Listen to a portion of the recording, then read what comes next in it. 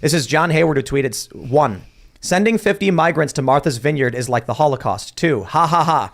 You just gave us a chance to show how compassionate we are. 3, we demand emergency assistance. 4, get these damn migrants off our island. 5, call the National Guard all in 24 hours. This is the red pilling of what migrancy can become, overly compassionate to a destructive purpose. Like, yeah, the idea of letting people that are suffering in and helping them is great, but when you actually see what that means for an infrastructure that can't handle it, it can become destructive. No, you're wrong. The infrastructure can handle it. Go on Airbnb right now and you look at Martha's Vineyard. There's enough houses that are available. There's enough rooms that are available. The Obamas have enough mansions that are available. And someone said today on Twitter that, and it caught my attention. I'm sorry? Mansions being one in Martha's Vineyard. Yeah, of course. Of course. But someone said something on Twitter that really caught my attention today, and it said that the Democrats have a new immigration policy. And it's, quote, you don't got to go home, but you can't stay here. And that's exactly what happened in Martha's Vineyard. And DeSantis put it right on their doorsteps, and they showed what kind of big hypocrites they are. It's hilarious. Unfortunately, it's a violation of basic moral, certainly Kantian moral principles of using people as a means to an end. But it's a problem on all sides. Yeah, I agree. But the issue is that Biden has been doing it. The Biden administration has been trafficking children. Yeah.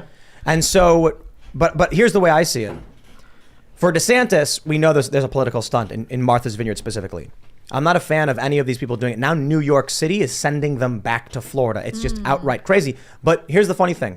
As they rag on Abbott and DeSantis over this, Biden's been sending the migrants to New York City.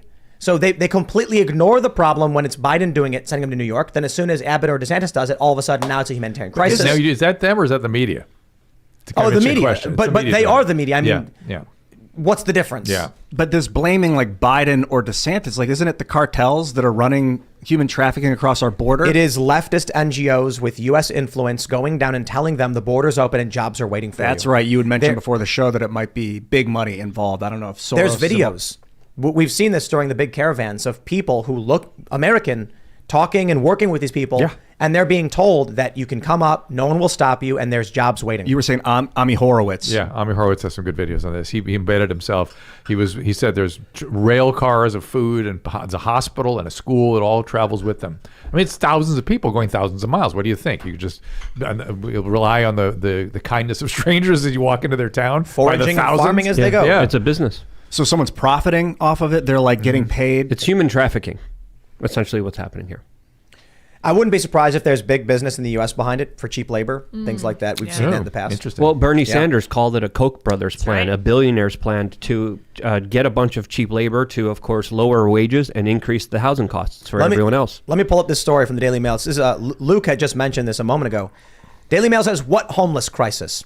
Dozens of rooms and properties are available on Airbnb in Martha's Vineyard after homelessness director claimed 50 illegal immigrants could not stay because there's no affordable housing. It's a big lie. They look, pull up Airbnb and you will see several dozen properties that are vacant right now. And I know you might be saying, but Tim, that's private property. You can't just force. I ain't going to force anybody. The local government of all of these very wealthy individuals who pay very, very large property taxes can spend the $200 per night to house these people until they can find a place for them. I'm not even trying to be cute here.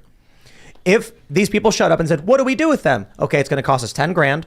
We're going to find them a home for 3 days to make sure they're comfortable, well taken care of, and well fed. We can easily afford the 10 grand. Then we'll find a place that's more permanent or a way to transition them to something more permanent. Instead, what do? They call in the National Guard, ship them off to a military base.